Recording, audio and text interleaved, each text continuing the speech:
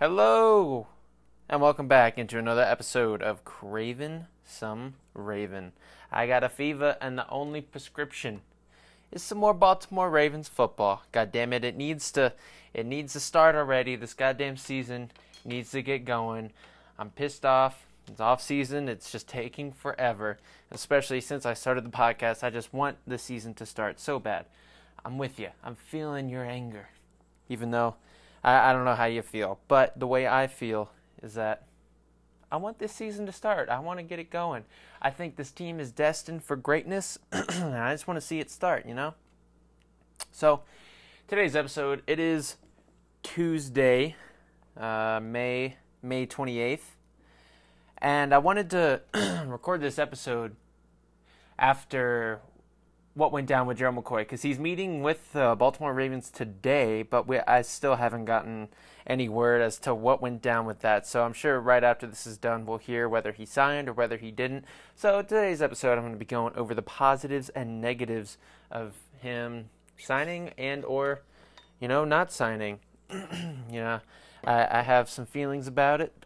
But before I get into that, I do have a sponsor, and this episode is brought to you by mushrooms. Recently decriminalized in Denver, and so I guess if you're in Colorado, right, it's decriminalized in all of Colorado, so I guess if you're up there and you want to take mushrooms, you can do that. Are you feeling depressed? You feeling sad about life? Are you scared about death? Well, take some mushrooms. Take a lot, take a little. Either way, you'll feel happy, joyful, and see stuff. I don't know. I'm just saying. I think everybody should take mushrooms, because people who haven't taken psychedelics, I discredit them a little bit because they haven't been able to see the world from that side of things. Because you can't see the world in a certain way without doing psychedelics in general. But if you're a fan of introspection, you're a fan of seeing things for what they are, just feeling good and happy about life in general, go ahead and take some magic mushrooms. It comes from the earth, so it's a part of us, I guess. I don't know. If you're religious, it's it's one of God's gifts to earth. If you're not religious, well then just fucking take them, man. I would recommend taking them by yourself and or with a few close friends, being in a safe environment. I do not advocate doing drugs, but I don't believe psychedelics are a drug. Either way, that's a great message. I hope my parents hear this. So, getting into things, like I kind of already mentioned Gerald McCoy and all that bullshit. Sorry, I'm thirsty. I'm going to take a drink real quick. Yeah, I don't edit, I don't pause, I don't do any of that bullshit. So you're going to hear me take some sips of water, because the more and more you talk, the thirstier you get. It's the craziest thing in the world. So, when I first saw things about Gerald McCoy coming to join the Ravens, I was like, man, we got enough defensive linemen. Our defensive line is one of the strengths of this team. It's one of the strongest and deepest positions that we have. It's something that Ozzie Newsome kind of did. He's always bringing in defensive line. He drafts one a year, and it always ends up helping the team. You got to be strong up front. This game is won in the trenches.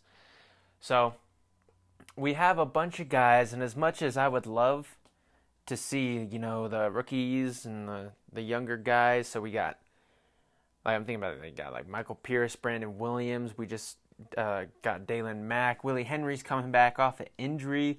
We still have that guy from fucking Michigan whose name I can never remember. And Brent Urban's gone, but we also just have a bunch of outside linebackers, a bunch of guys who will man our defensive line. So when it comes to Gerald McCoy, it's like, oh man, do we even really need this guy? We're already pretty set, but he's proven that he can be successful on the defensive line. I don't have his stats in front of me, so I'm not going to read any of that shit off, but he was the best defensive lineman in Tampa Bay. Not saying that's anything, but he's a very successful and proven commodity when it comes to like an interior pass rush / he's still good against the run. He's just an all-around great interior presence on your defense. And so originally I was like, no, they don't need to bring in any other guys. It'd be a waste of money, it'd be a waste of time for everybody. But the more I'm thinking about it, it's like, why not? Why not bring in someone who can improve your team? It doesn't matter what you already have on the team. That's the kind of business side of football and the ugly kind of side of things when it comes to football, because there's all these players and you want to see them succeed and you want to see them get some time on the field. But it's a business based on how you perform. And so if you bring in a guy who's proven to outperform other players, why not bring him in? Some see it as a luxury, but I see it as, hey, you're improving the team. I would like to see like Jared Willis, the undrafted guy who's getting a bunch of hype as to make the team without him even really doing anything yet. And it'd be great. It's awesome. We can get some undrafted guys, bring them in, and they have success. But I don't see the downside of bringing in a guy who's a proven pass rush presence on the interior defensive line. Just make this group that's already strong even stronger. Double down. Get crazy with it. Eric DaCosta, I love it. We still have, I believe, like $11 million in cap space. So if we can bring him in on that like 8 to 10 million range, that's what he's worth. That's the going rate for a guy of his caliber, of a Gerald McCoy caliber. He was paid like $13 million, so I think he might still have to get that money from Tampa Bay. So it'd be cool. We bring him in. He doesn't need that much money because he's still getting paid by Tampa Bay. So, get him on pennies on the dollar. Ooh, yeah. Delicious water. Drink water. This episode is brought to you by H2O. Just drink water. It's good for you. And I know, and he had a visit, Gerald McCoy, he had a visit with Cleveland, and he left there without a deal. And that's good news for the rest of the league. He went on a visit to Cleveland, where they're the most hyped team in the entire NFL pre the season starting. They are by far the most hyped team in my eyes, at least, because they've been so terrible for so long, and now they're getting all this hype, so everyone's just extra hyping them up, which I think is bad for him. And hopefully Gerald McCoy went there and he saw that and he's like, yeah, I don't know. I want to go to a playoff team, and they haven't proven that yet. We did make the playoffs last year, but in general, the Ravens have not been in the playoffs these past 4 or 5 years. But I think our defense is strong. I think our new offense in general is strong. So I think that's a recipe. I think we have the players, the recipe of how to do it, how to get there, and I think we will. And I think Gerald McCoy would only help that. Would only help our status when it comes to a team making the playoffs. Oh yeah, H2O, baby. Are you thirsty? Drink some water. So, I mean, yeah, I understand. I really wasn't about bringing in Gerald McCoy, but the more and more I think about it, the more hyped I get about it. The more I want the Ravens to bring him in. Just bring in players who are successful. There's no downside to that other than against the cap. But hey, if you got the money, you go ahead and pay for it. If you're trying to have a winning squad, you use all the cap. Like all these teams, like a bunch of shitty teams, it's like, oh, they have so much cap space. Why aren't they using it? Every year you should try to go up to the cap, try to go up to the max cap that you can use. You try to use all the dollars you can to make a good signing, get some good players in your team. And I mean, I believe if Gerald McCoy came to the Ravens, it wouldn't be on a multi-year deal. I mean, maybe that's what he wants. And maybe if the Ravens offer him like $8 million for 3 years, maybe that's what they want to go ahead and do.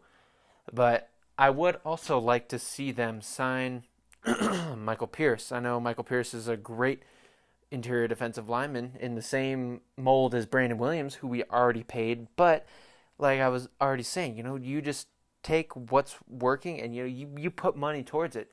So if we sign Gerald McCoy to like a multi-year deal, we might not be able to pay Michael Pierce, and he might go on the open market and make bank and go somewhere else, which sucks. And I hate to see that happen, but that's the business.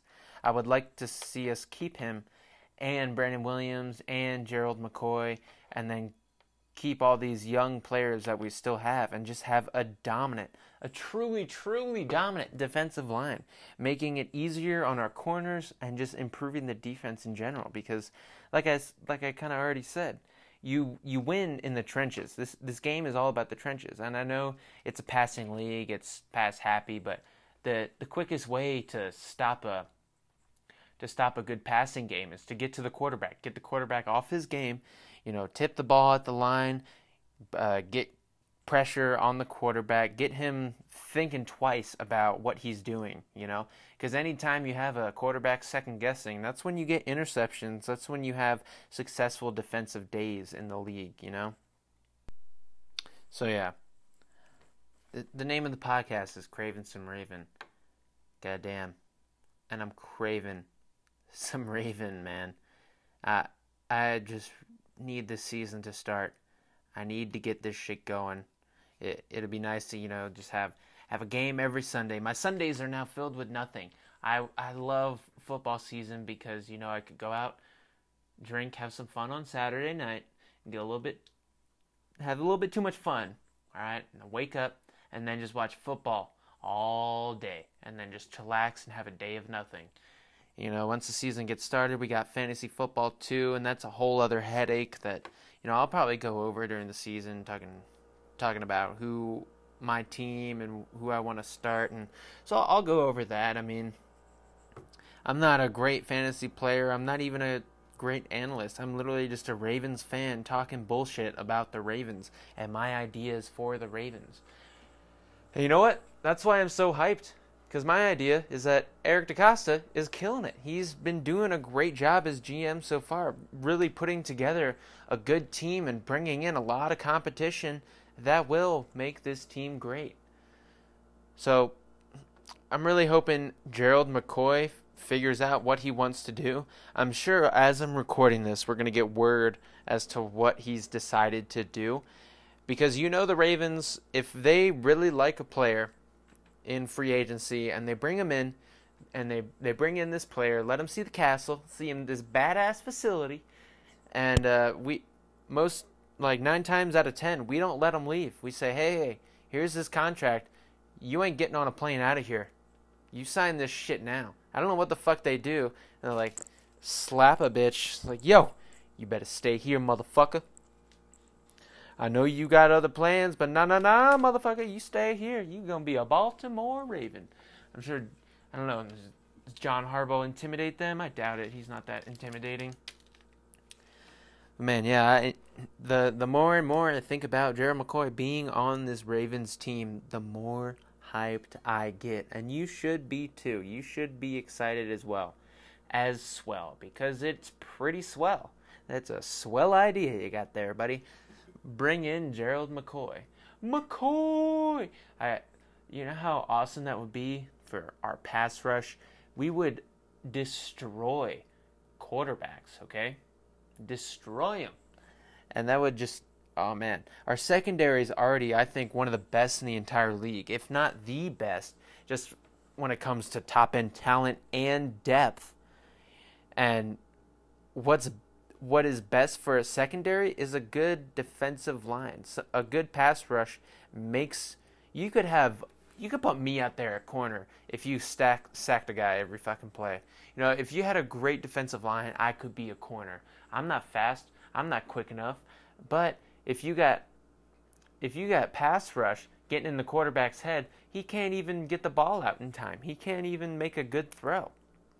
It really just denies an offense, especially in this passing league where they're passing damn near like 60-70% of the time. I don't know if that's true, but that's the way it seems. And we've always had a good run defense. So I've never questioned their ability to stop the run. It's just their ability to stop the pass, and that comes with, it's like half secondary, half pass rush. You got to get in the quarterback's head so that way you can intercept the ball, or it makes it so that at least the secondary, they don't have to cover for too long. Because once you get to that point where the quarterback runs out and kind of, it's like it's backyard football, that's when you get in trouble in the secondary. That's when it seems like that's when the Ravens have trouble, because you can't cover someone for more than 6 seconds.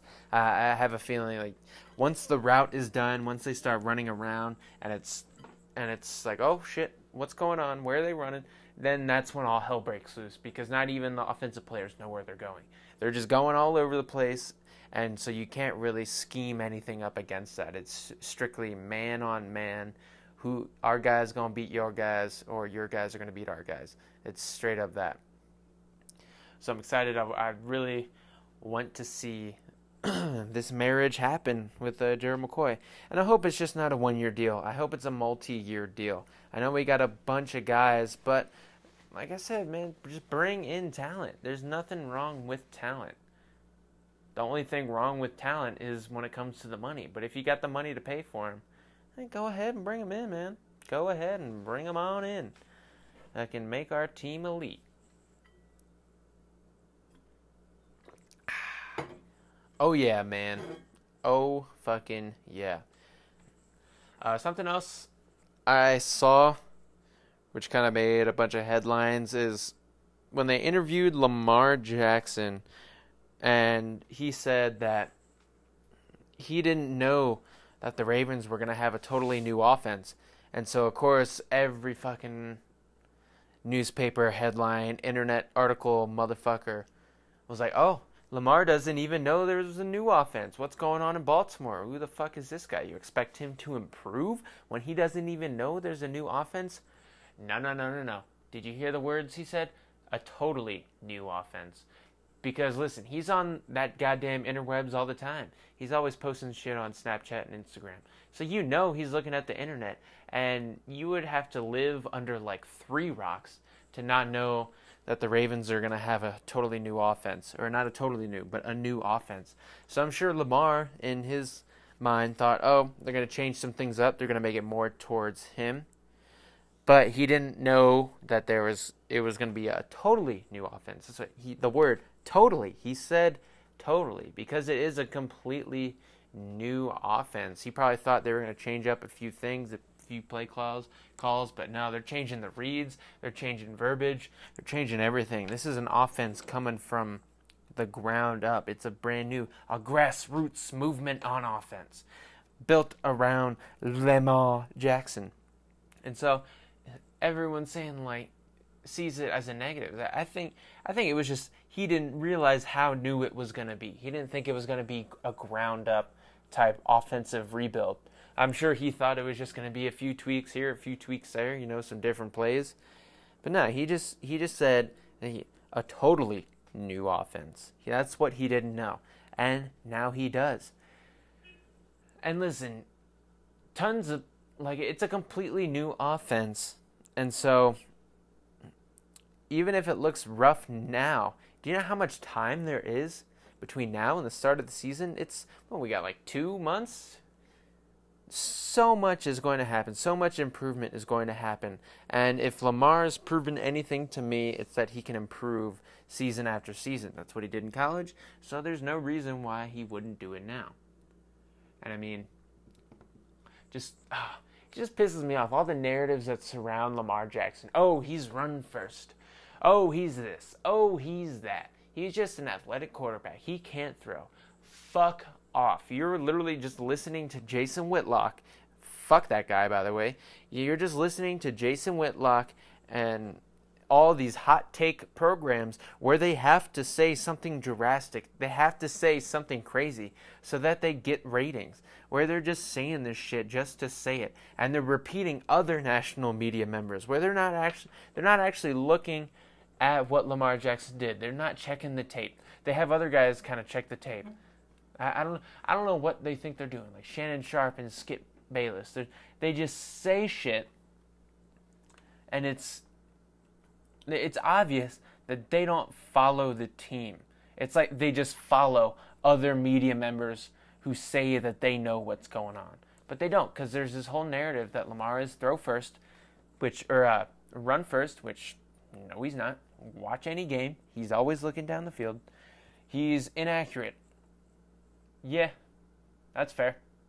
He's not the best thrower of the football, but he more than makes up for it with his legs and his ability to run the ball, which causes players to get open, or wide receivers to get open more often. And what he does, he has a great deep ball. And I think it's not that he's just super accurate. It's because since he's a little bit inaccurate, so the further you throw, the more it gives a wide receiver a chance to get underneath it. This whole the Ravens, they need a wide receiver with a big catch radius. So they automatically assume they need big guys, so that way they have an actual physically big radius of their hands, a huge wingspan. But a huge catch radius when it comes to a big guy is only important within like 10, 15 yards, because that's where that wingspan comes into play. But when it comes to passing downfield, speed and quickness is what gives you that huge catch radius. Because we brought in Hollywood Brown, we drafted him first round, 26 overall, 25, 26, either way. He has a huge catch radius when it comes to throwing downfield. Because he's normally, when he's all the way downfield, he's already beaten his man, and he's just straight up in the open. So he can use his body, use his speed to kind of figure out where he wants to catch the ball in conjunction with where the defender is. So he can run down with speed. If Lamar overthrows him, he's got that fifth, sixth gear where he can speed up and catch the ball. Or he's so far in front where he can kind of jog a little bit and get under it and catch it while he's still running damn near full speed. And so Lamar has a better deep ball because he causes wide receivers to get one-on-one, and then he can throw it up, and he's not the most accurate, but his receivers can get underneath it more frequently because they're one-on-one. And I've seen he's not the strongest thrower. I saw that video of him in high school. He threw it 100 fucking yards, dude.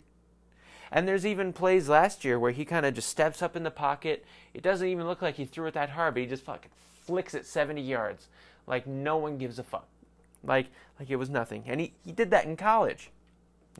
So I think maybe Marty Morningwig, like last year, they just didn't want him to throw those type of balls. He's better at throwing downfield than he is short range.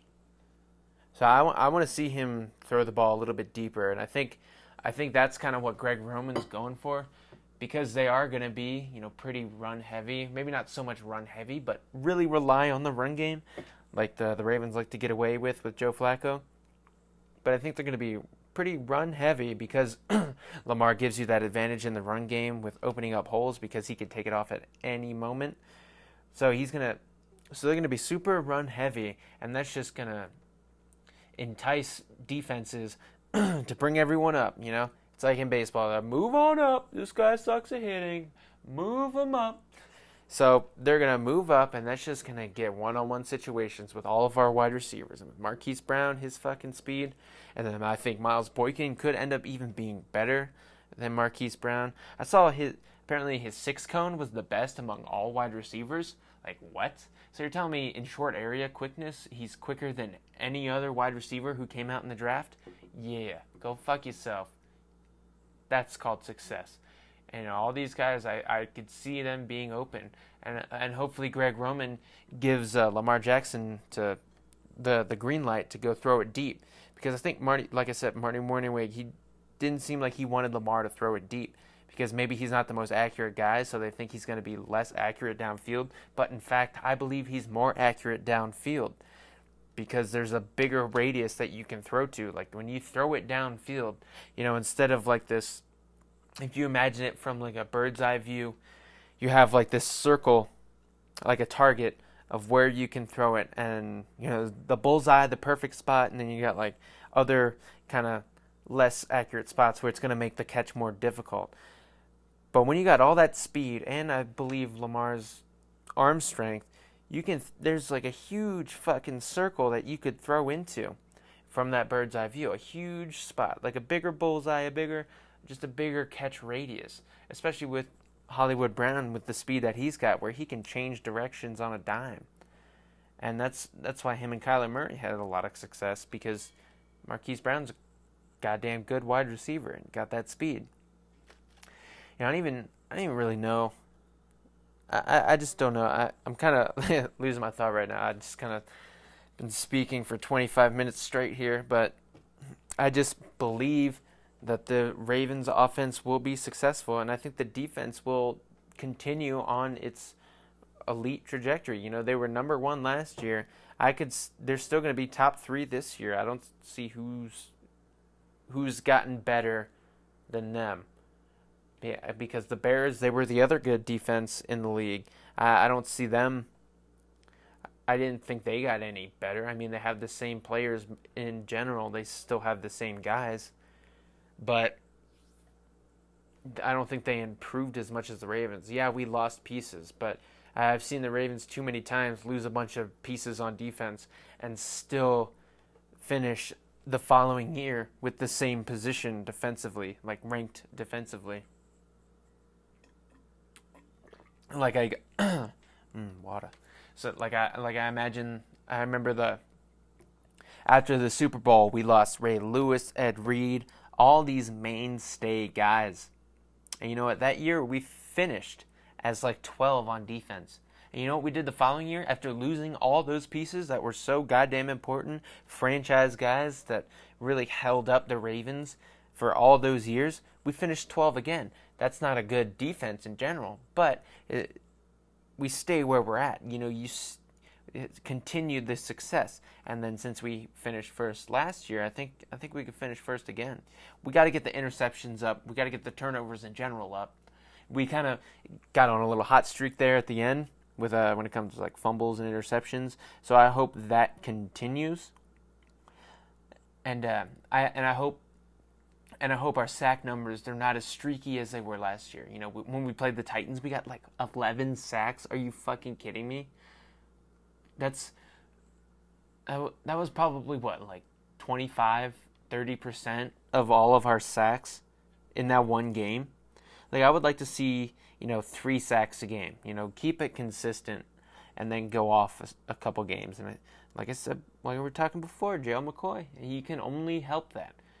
At a certain point, you got to say, fuck the money, bring in great players, and let's get after it, man. Let's make this team great. Let's make this Ravens squad a repeat division champ.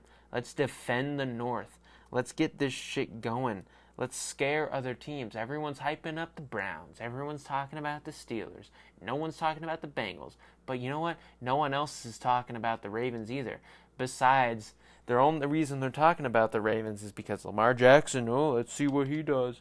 He's not going to be as good, or he's going to be as good, or they lost all these pieces. Let's talk about the Ravens, about them defending the North and bringing another AFC North championship to Baltimore. Let's get this show on the road. Let's get it going. Let's get it popping.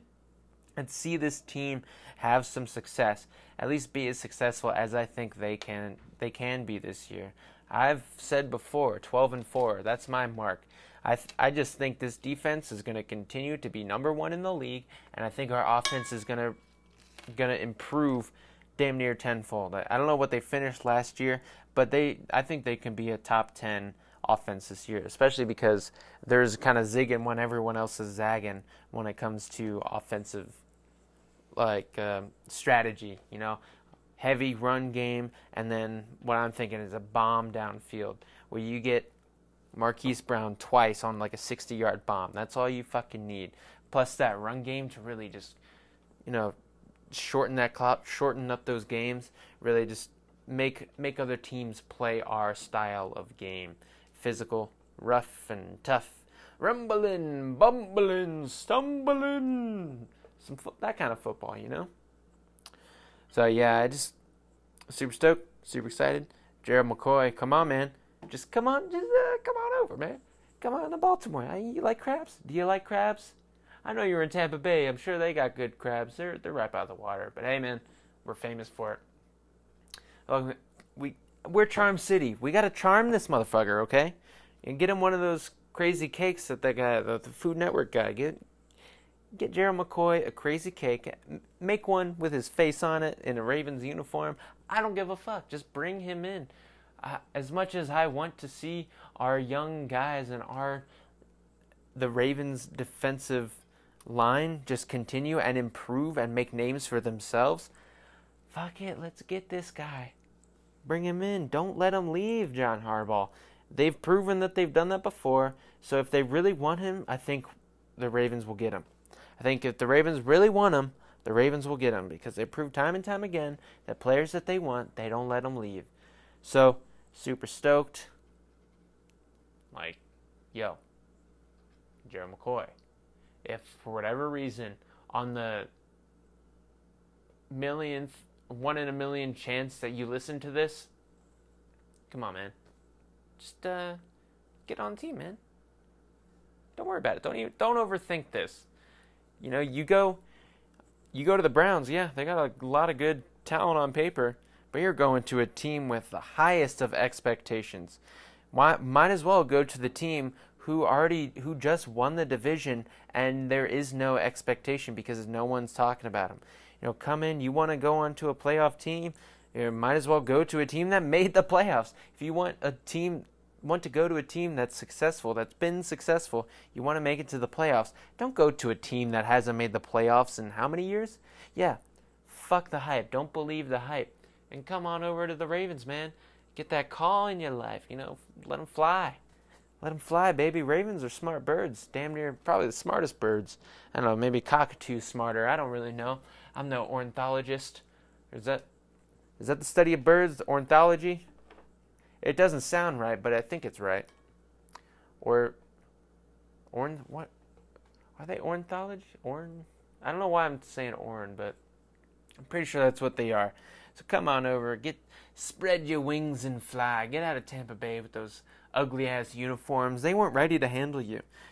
You're too good for them. Come to the Ravens, where you're not too good for us. You're going to be... Because he won't have to take on double teams with the Ravens. There's plenty of defensive linemen on our team already who are going to take double teams. So if we got 3 guys on the defensive line, not including pass rushers, and all 3 of them require a double team, you got Brandon Williams, Michael Pierce, and Gerald McCoy. Imagine those 3 on the defensive line at one time. Who, as an offense, tell me. Let me know. Who are you going to double team? Okay? Because Michael Pierce and Brandon Williams, I know for a fact, when they get double teamed, they at least hold up those 2 guys. So you're talking 4 guys for 2 players right there. And then you got Gerald McCoy. Like, what? You want to double Gerald McCoy too? The penetrator among all penetrators. That's why he got paid so much in Tampa Bay. Bring him here and let him do his thing, man.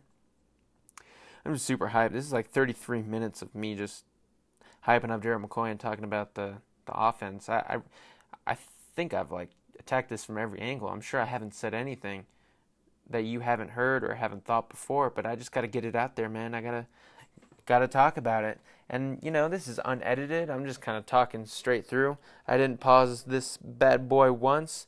You know, you heard me drinking water. I'm just super hyped, so I can talk about the Ravens at length, at least for like 35 minutes straight. Just me, just bullshitting and fucking going off.